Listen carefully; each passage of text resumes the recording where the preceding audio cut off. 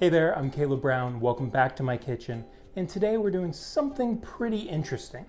Very soon, McDonald's China will be releasing a brand new sandwich that's limited edition.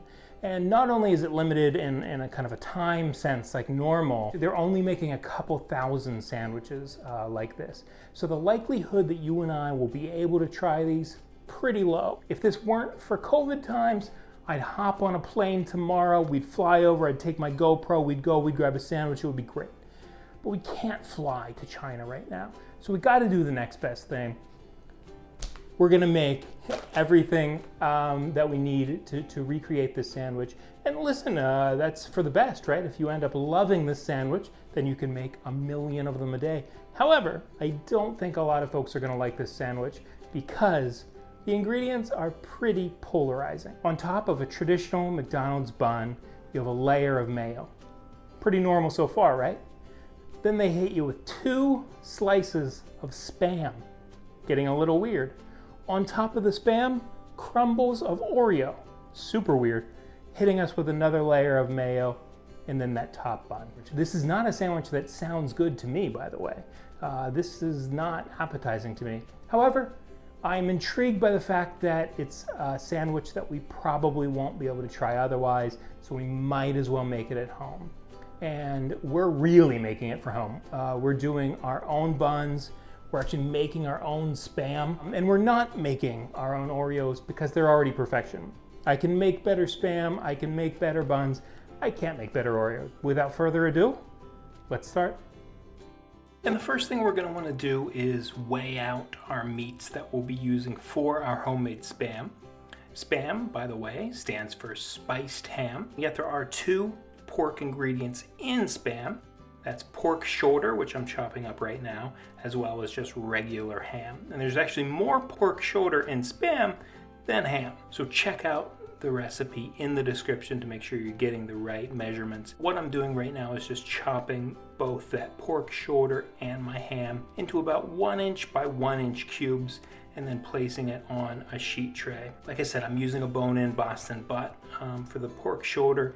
If you want a little bit less work, you can buy pork shoulder in country style rib format, which typically means that it's the same cut of meat but without the bone. And then we're going to put this pan into the freezer for about 30-45 minutes just to stiffen it up a little bit before we start grinding up our pork mixture.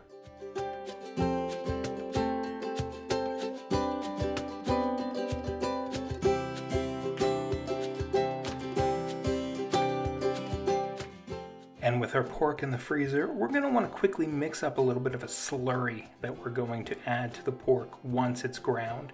And that's going to include something called Tender Quick from Morton Salt, a little bit of sugar, potato starch, kosher salt, and water. Now that Tender Quick is really interesting because it includes sodium nitrate, which is going to give that pork a little bit of that cured flavor, as well as bring out some of those pink notes that we know so well from Spam. And moving on to our homemade buns, these are going to include water, instant yeast, whole milk, canola or vegetable oil, eggs, sugar, bread flour, sea salt, and of course sesame seeds for our classic Sesame Seed Bun.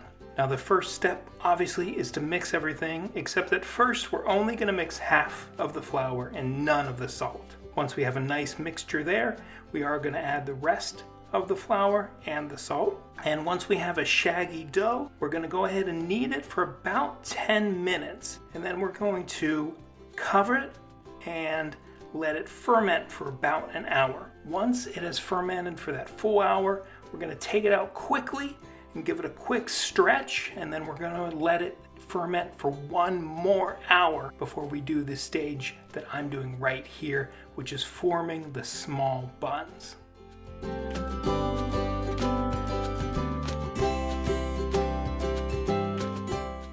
And with our buns almost ready to go, we're ready to do our last kind of shaping We're going to add a little bit of flour to these buns and, like I said, get them into that final shape that we want. A lot of folks out there will actually put these into tiny springform pans to get that perfect McDonald's shape, but we're not doing that. And then we're going to lightly oil them and cover them again for about an hour and a half for the very final ferment. And because they are McDonald's buns, the absolute last step before they go into the oven is to add a little bit of water on top and cover them in sesame seeds. I'm just using classic white sesame seeds, but there's those black sesame seeds out there that will look really cool, really pop. If you'd like to use those, you're more than welcome. With our buns in a 375-degree oven for about 14 to 16 minutes, it is time to start grinding our frozen meat. And truly a pretty straightforward process. As you can see, the mixture of the pork shoulder and ham, in my opinion, looking quite beautiful as it comes out of the grinder.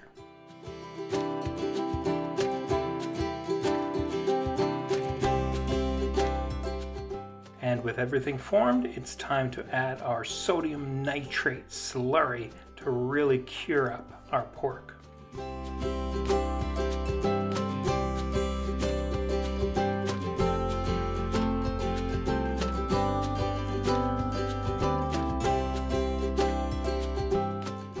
And with our full pork Spam mixture here, we're going to want to put it into a lightly greased bread pan, and then we're actually going to put that into another vessel. We're going to put that into something that will contain it that already has a little bit of water in it. So I'm actually just using that little glass kind of casserole pan, and then we're going to double layer aluminum foil on top of our Spam mixture.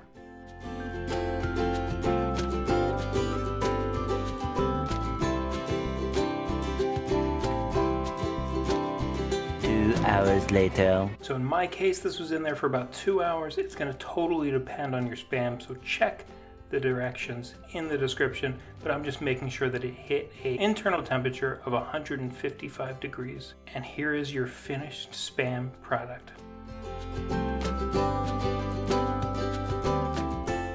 However, you're not done quite yet. We do need to let this sit in the fridge overnight with something kind of heavy on it.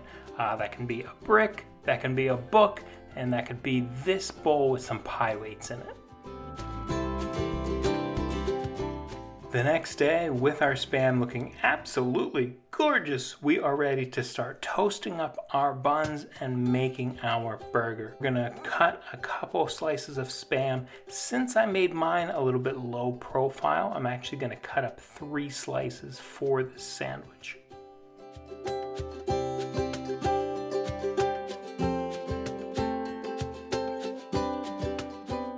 As always, make sure your pan is the right temperature, and then let's start toasting up some of our beautiful homemade Spam.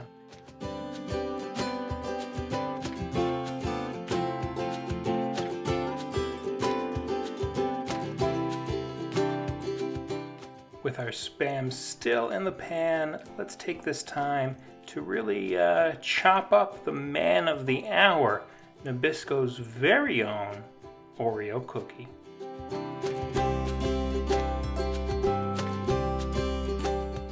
And with our Spam being super close to done, we're gonna hit our bun with a little bit of the QP mayo. I know a lot of you foodies absolutely love it. Honestly, I'm not a huge fan, but I don't hate it, and it is indeed what we're using today. And we're going to dress our sandwich with these 3 tiny strips of homemade Spam, which truly are looking phenomenal. What's looking less phenomenal is my hand moving all of that cookie dust over to our meat product.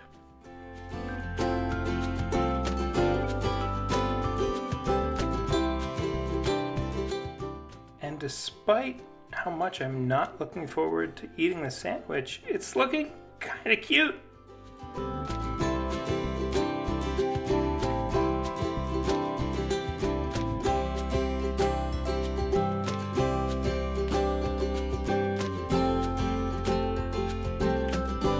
right, y'all, and after all of those steps, we finally have our sandwich. You can see it here. I was gonna say it looks beautiful. That might be up for debate. But we do finally have our sandwich here, and I'll give you some of my feedback because I already have tasted it.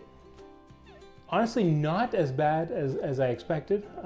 As I kind of guessed, the extreme saltiness, and it is salty, of the Spam does really pair pretty nicely with the sweetness of the Oreos. And being on a big pillowy bun, bringing that all together, having the mayo kind of pull everything together with that fat, you know, it works. It works. It's not my favorite thing in the world. I wouldn't make one of these again, that's for sure. If you're a mayo head, you understand what I mean. It's kind of helping incorporate all those things together. If mayo isn't your thing, I can see being weirded out with mayo and cookie crumble. I totally get that not being your thing. For me, I think that worked. However, again, you know, one of the worst sandwiches I've ever had. Not something I would go back for. But again, it's a sandwich that was put out into the universe and one that we probably can't easily reach. So I think it was worthwhile to go through all of those steps to be able to taste a version of it. I'm gonna be doing a lot more of these videos. This is my favorite kind of stuff to do. So like, subscribe, and I'll see you next time.